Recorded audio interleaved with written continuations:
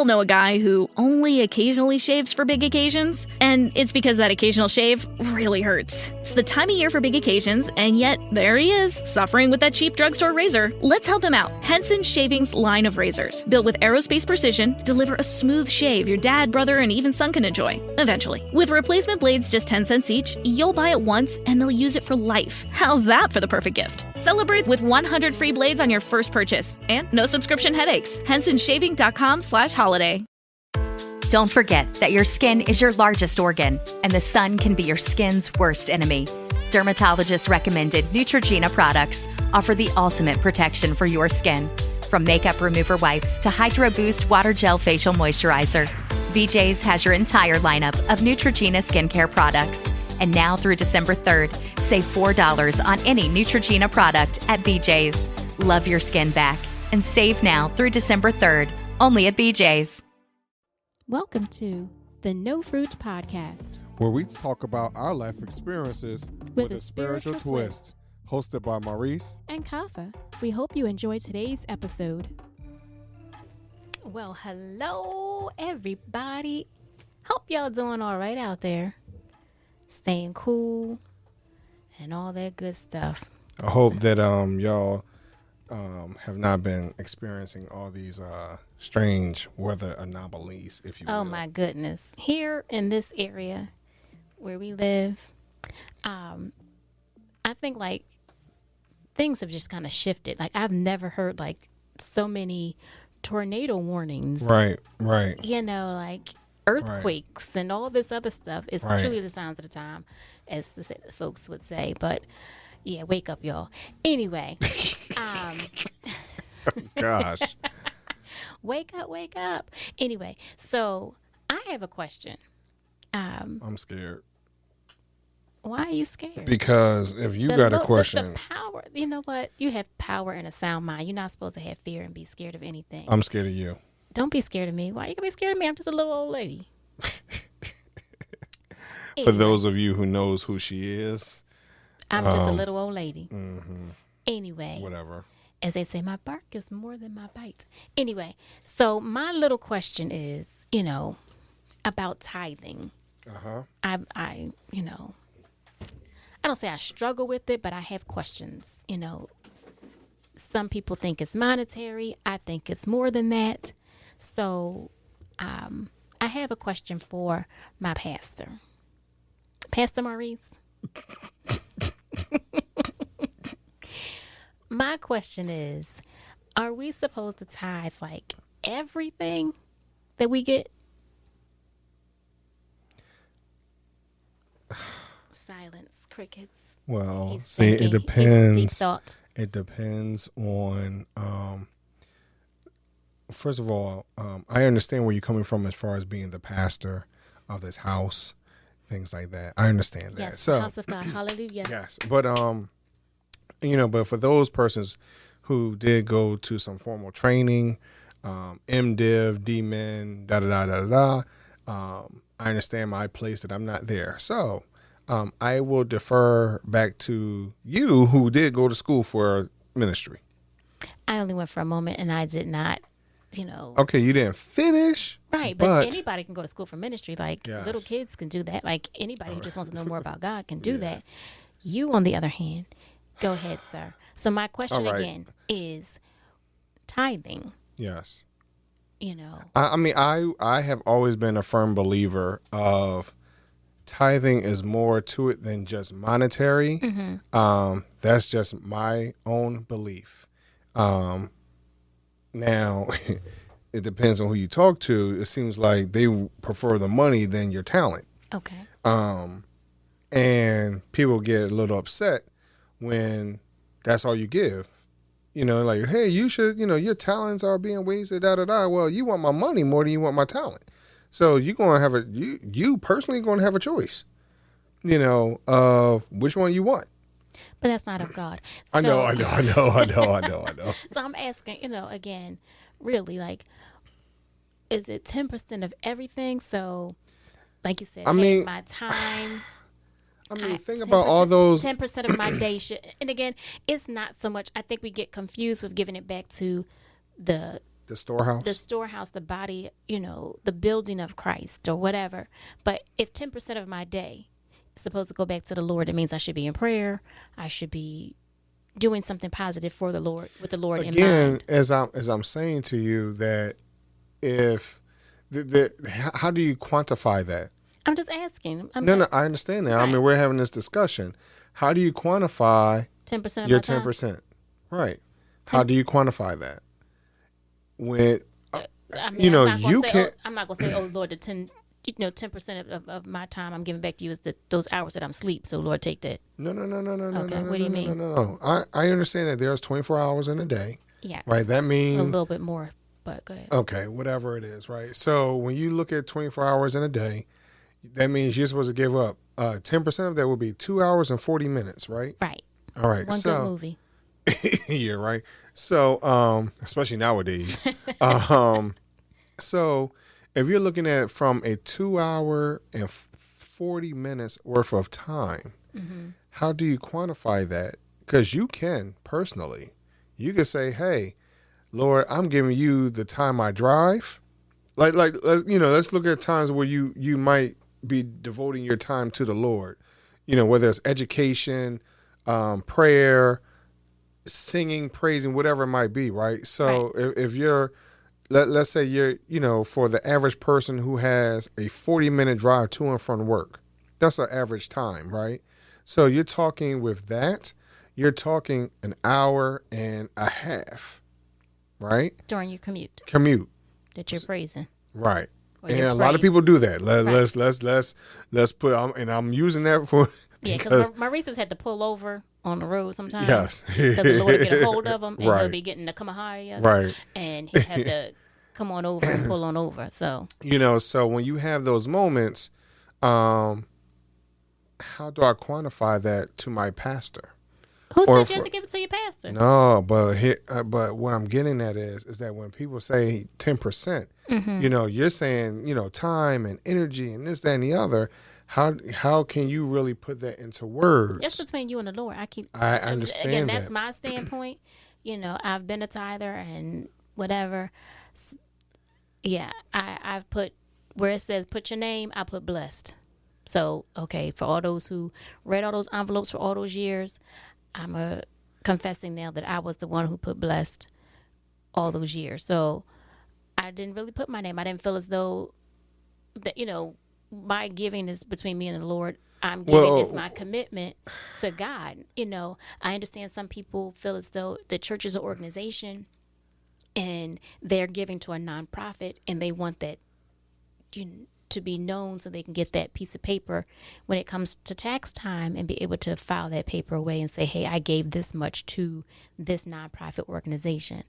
I don't know if that's tithing because you're expecting, it's just, to me, that's just different. Also, so I personally am conflicted. Okay. And here's the reason being, because those of you who know, I used to be a church administrator. So I was on the end where I was, I didn't take the envelopes and count the money, things like that. But people really wanted their name in the bulletin, to say, hey, they tithe. Like it was more or less about their name being put somewhere than it was. Right, but it's not, is it truly a tithe? You're supposed to give 10%. You don't know that they really gave 10%. Some churches do. Well, some churches want to have your copy of your W whatever's. Right. So they can say, oh, well, you make this much and you need to do this in order to really be a member of our congregation. And that's something totally different. But, and if you so desire to be at that church, and that's what you have to do, I guess.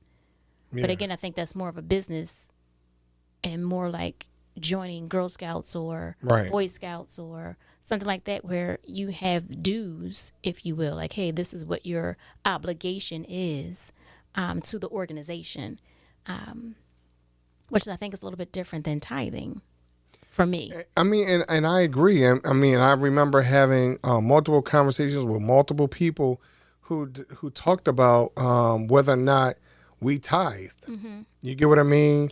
And and where I'm getting some of this from is, my ultimate question to you was, do we have to tithe everything? Yes, I understand. So before we get into that part. All right. So the reality of that position that I was in, people was like, Maurice, how is it that you are in this position, but you don't tithe?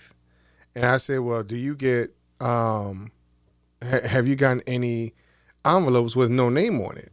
He said, we get them all the time. I said, well, count me in that bunch. And they said, well, no, we want you to put your name on it. I said, I don't want to put my name on it. Right. Because me personally, that's me and God. Right. And they said, well, how do we know that you gave? Well, you don't know. How do you know that I prayed? Right.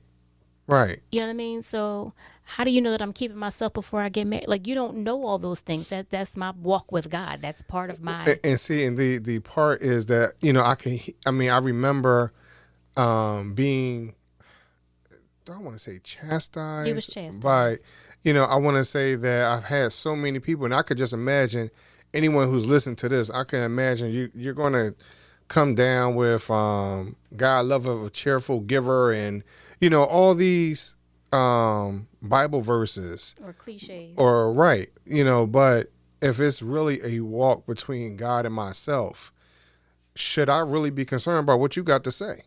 And I'm sorry, but that's the Maurice in me. Like you said, that's not godly. So going back to your, that's true. Like, hey, it's not about you. Like, this is me personally, right? And my personal walk and my personal relationship, right, with God. It's not a religious thing. It's not. It's nothing that should be broadcast. I even feel some kind of way when they make everybody stand up and parade around the church to do that. It's interesting. I mean, and with a lot of things being virtual, the one church that we were watching, they even shut it down so you can't see who walks by. Right. Because it became distractive. Right. Like, I just want to see who's in church. And I want to see who's giving. Right. That's not it's a worship service. Right. So worship God, like not sit there and be nosy on who's coming through with an envelope. Right.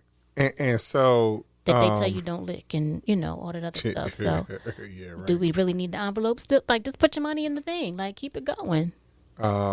Yeah. You gave. If you pay by check, then you really know you gave because you got the receipts to show it. Okay, no one's doing check right now, but I got you. Cash apps and so many other digital ways to give, as they say. But, hey, anyway. Well, so to go to your original question. My original question. Yeah. Do we have to give and tithe everything? So again, let's put that this means in when I get a gift of $20 from my grandma, should you tithe $2? Do I have to give back $2?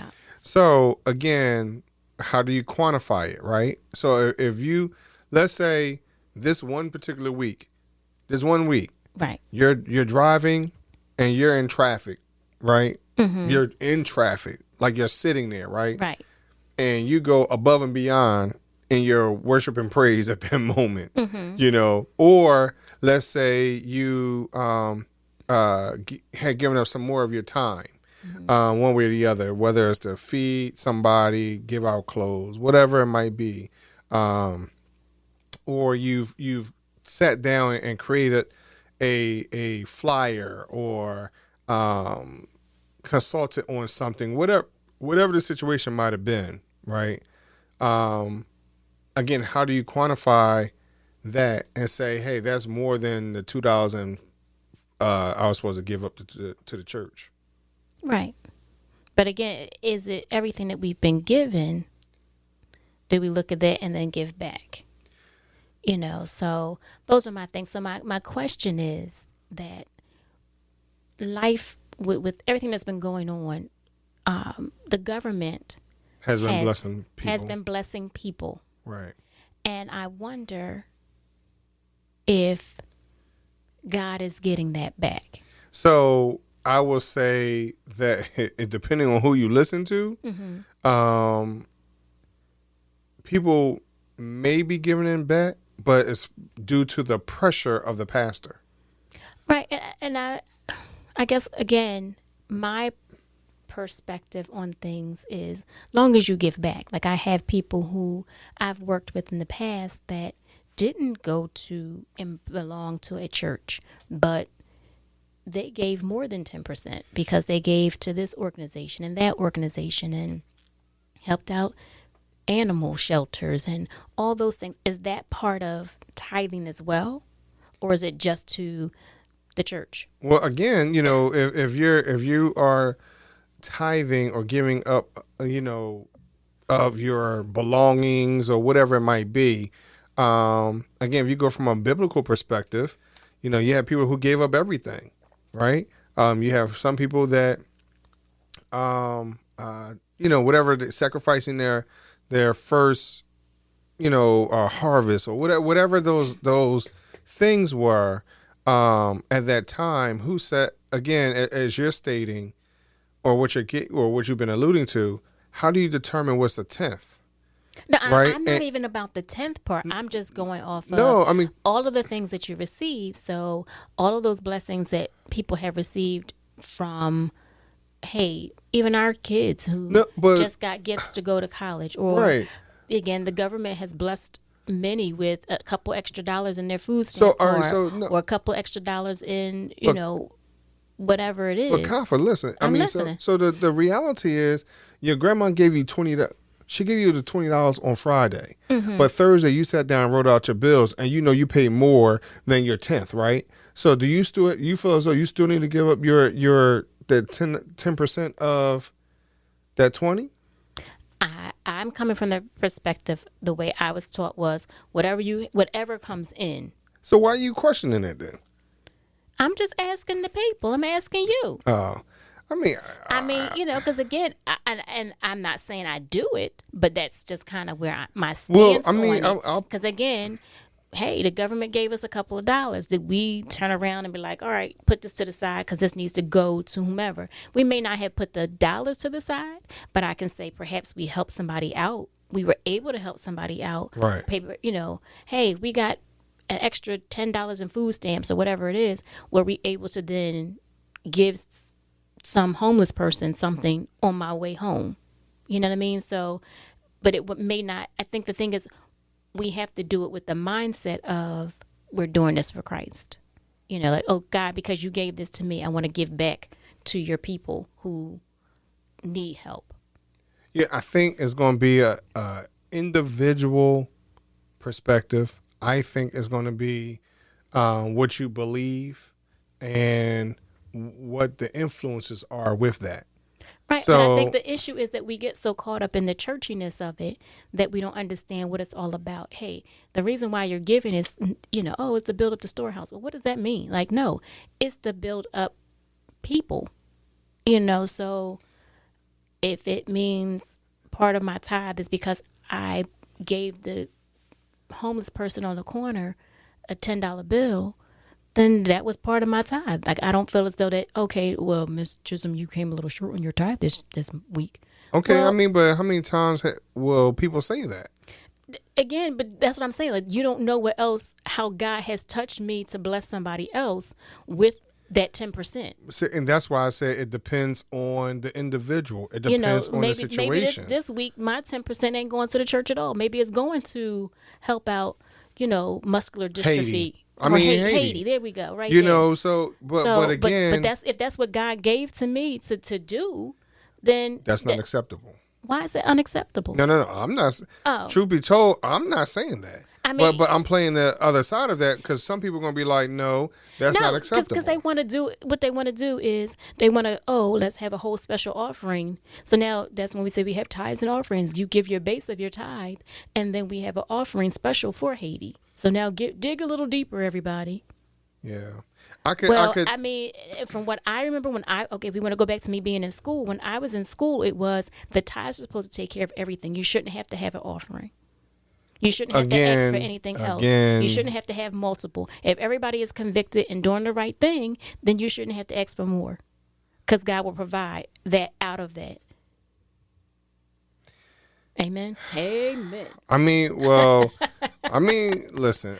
The reality is not it's really based off of the individuals. It's really based off the individuals and what you've been taught and what you've seen. At the end of the day, it's what you believe, because God is only going to hold you accountable to what you believe in that thing and what's been revealed to you. But here's the thing, much though. is given, much is required. So if you've been given that information, then you're required to uphold it. But I don't think that, again, coming from a church officer perspective. Boo. I'm just coming from a church officer perspective. The mindset would be, this person did not give up their normal $200 that they give every 2 weeks. Right, and I understand, I work in accounting, and we have, hey, you set your budget, you know that Sister Sally gives $200, Brother Turner gives, $150, and you can build your budget according to every Mr. Turner and every Miss Sally. Like you can figure that budget out and say, yes, we can buy this much toilet paper, we can keep the lights on this much. You can figure out your overall budget from that. And then when, hey, do you want to get another drummer? Then you can say, we can afford that because we know and we can project that we'll get this set income coming in. Right. And that's fine. Right. But you can't get upset, because what happens when Brother Turner gets sick? Well, see, I think, and he can't time. So I think that's where and this is a whole nother segment pretty much of the church miscorrectly. I mean, I don't think that they're doing it correctly as far as their budgets. Okay. I think budgets are I understand it, but as someone said to me not too long ago, you have a lot of pastors that are not real business persons and don't understand, as you said, the accounting piece. Right. They don't understand. Don't get me wrong. I understand from a nonprofit perspective that you really want to balance out. You don't want to show any, leftovers, right? Right. Mm-hmm. To a degree. But the reality is, you put yourself in such a hole and you're so dependent on everyone giving X amount of money, you don't account for when someone gets sick or move on to glory. You don't account for that. Mm-hmm. And then unfortunately it'll be one of those individuals that gives up a lot. Mm-hmm. And I recall they give up a lot while they're living, and then they pass, and then that all goes to somebody else. They didn't think that much of the church sometimes. I can remember one person that this one person was working still. Okay. And when they had gone unexpectedly, everything just shut down. Right. And so when you're missing, and I think this one person, it was like $500, $600 a month, something like that. So when you're missing something like that, that's somebody's salary. Right. The reality that's paying for somebody to clean something. That's paying a bill. $500 could pay a utility bill for the church. And so when you have that situation, you're like, oh wow, what's this about?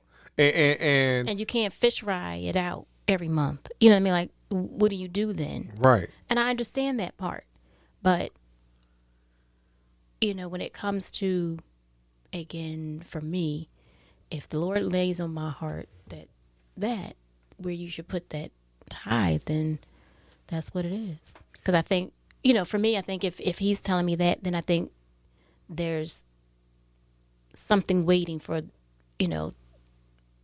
the church to make it another way.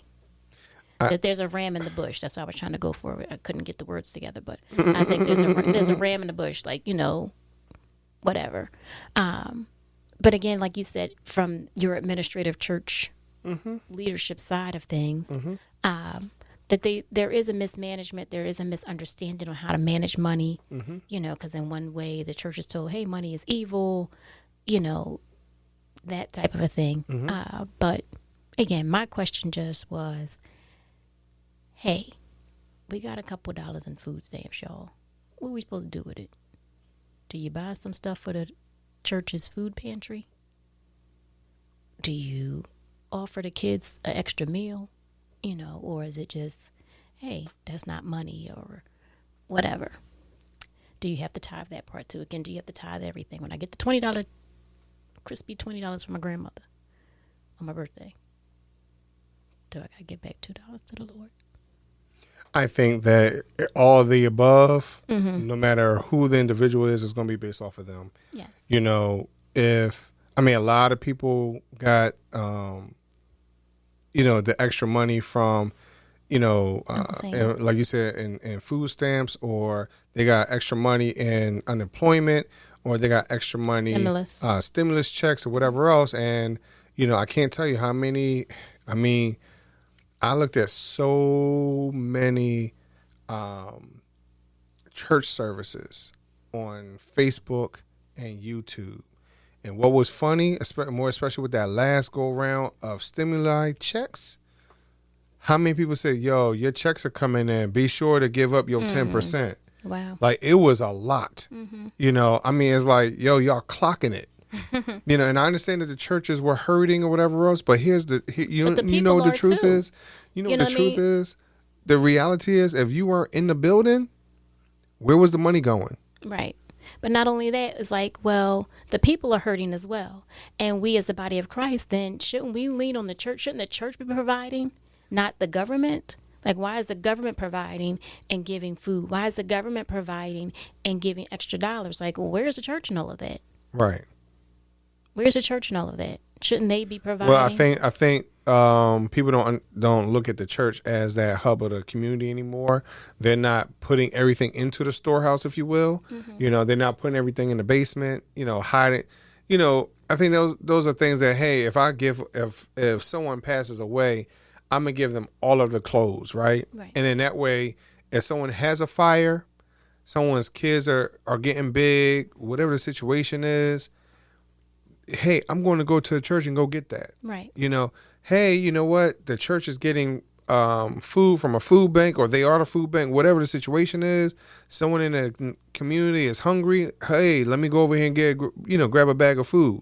Right now, you have so many situations where the church is no longer that hub. Or the church is charging people. Like, it's not like just come get clothes when you need them. It's like, oh, no, that's, we're having a yard sale. You got to get that.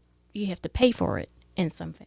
Now, it may not be $10. It might be 50 cents or $1 a piece, or fill your bag for $5.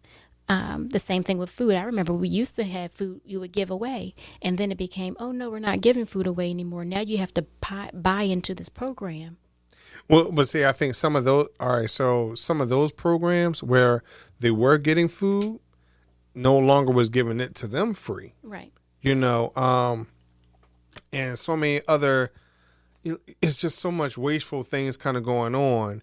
And you don't know who is honest and who isn't honest. So how many churches out there that was giving away food, but then, oh yeah, you're my person. Won't you take this couple bags over here? Right. Or people, who didn't meet the income guidelines, but even with the income guidelines, hey, I might have really had a rough month, And people don't know that.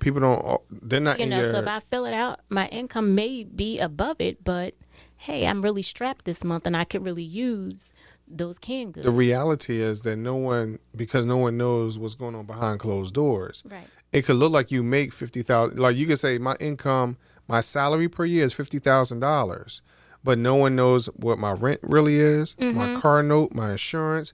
Hey, I got kids in childcare, daycare, private school, any after school activities. We don't know whether or not you have to take care of someone else. Child support, alimony, like it's so many things that regular life stuff. Gas to get to and from work. Whether or not you have to, like for myself, having to pay to park, at my job, every job that I drove to, I had to pay, and so, what was that a month? It was well over $200 per place, so just because the salary looked like one thing, that didn't mean that it translated to that in my check. Or to your take home. Yeah, well, my check. Well, sometimes it was your check, but then you still had to do some things after your check that, automatically. Okay. Okay, yeah. Well, after we paid whatever bills and whatever else, then, it looks like, oh wow, Right. do I really? Okay, all I could do is tithe this $20 bill. You know, and somebody's gonna look at them like, well, Maurice, wasn't your check $3,000 for the month or whatever it might have been? It was. But do you know? You know, my child care bill is $700 a month. Or just like you said, again, the things that sometimes the church could provide, whether it's child care or food, at a discounted rate, then you're not paying market rate for food and market rate for child care. And that's the other part that, as economists were talking about not too long ago, about inflation and the rates and all that type of stuff. You know, understanding that inflation goes up way faster than anybody's check. You know, and when we take a look at people still fighting for equal pay and things like that, you know, it's not the easiest thing to do. No. You know, it's not. It really isn't. So, and I think sometimes we lose the humanity piece, if you will, that everyone is struggling, and that you know, but everybody uses that the emotional, and I'm using everybody as just a blanket. It's not every individual person. Please don't take it incorrectly if it doesn't fit, you know, but if you got an attitude about it, then it probably hit you, you know, and for those of you who knows Maurice, I don't really like to bite my tongue. So, it is what it is. I'm sorry. But the reality is all of us are struggling, you know, and when it comes down to with something, right. And the reality is when it's time for us to tithe and we really don't have the cash, maybe all we really have is human capital, if you will, our devotion to singing and being at every single choir rehearsal there is, you know. Why are you laughing? You know, every Bible study, supporting there, being there early, being there late, you know, getting up at 3:00 in the morning because a stupid alarm went off at the church, and the church is clearly 45 minutes away from my. Okay, I'm sorry, I'm going on a tangent, but anyway, you know, but I'm saying all that you know, people don't understand that part of the sacrifice. Right. There's a lot of sacrifices and whatnot that goes into that. I understand that everyone is not in those leadership type roles and positions and in places to have to go above and beyond in certain situations. But that means everyone can't be held at the same level either. Right. Because some people are like, oh yeah, you favor them, but you don't know what they're doing behind the scenes. Correct. You know, you only see what happens, and I'll put it like this, on the stage. And what I mean by on the stage, on a Sunday morning. You know, if someone is getting an award because they're faithful and all that stuff, well, and then you got somebody else, and I could remember, you know, these days as a kid or whatever else, people getting awards and things like that, and like, they don't deserve that. Why they got that? That's because you don't know what else they're doing. You really don't. And there's and the reason why certain people are closer than others is because of you spend time with them in other capacities, and that's what I mean by, hey, you know, the human capital. People don't see that all the time. Right. They don't see that all the time. But yeah, I mean, to answer your original question, should you tithe everything? I really believe that that's a individual walk between you and the Lord, real rap. And I believe that the individual will, again, we are born by ourselves, we die by ourselves, as some people will say. And so that means we're going before judgment by ourselves, right? Right. You know, we're worried about our name being written in the book, right? You know, so and people talk about, oh yeah, you got to answer to Gabriel, you got to answer to Michael, you got to, you know, whatever the situations, whatever little cliche things people have to say, you know, if you got to answer to that, then when it comes to this tithe thing, you got to be on top of that. Right. That's where I believe, Again, you could be all in the comments, all up in the club, say whatever you got to say. But and it doesn't matter. I think it's a walk between myself and my Lord and Savior. Amen. I agree. Hey, Kafa, what do we want them to do? Maurice, we want everyone to stay fit with Facebook, Instagram, and Twitter. Follow, share, comment, and subscribe to the No Fruit Podcast. Continue to listen to us on your favorite podcast channels. And look for new episodes every Thursday. We thank y'all very much for listening to us. May God bless you all. Peace.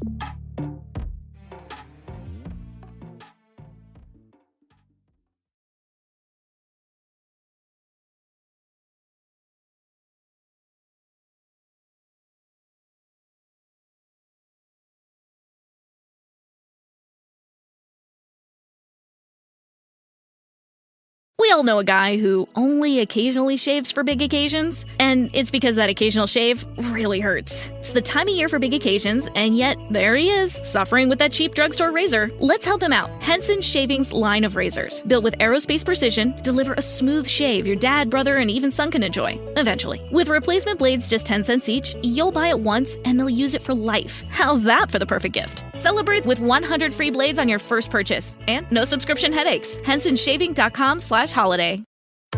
Don't forget that your skin is your largest organ, and the sun can be your skin's worst enemy. Dermatologist recommended Neutrogena products offer the ultimate protection for your skin. From makeup remover wipes to Hydro Boost Water Gel Facial Moisturizer, BJ's has your entire lineup of Neutrogena skincare products. And now through December 3rd, save $4 on any Neutrogena product at BJ's. Love your skin back and save now through December 3rd, only at BJ's.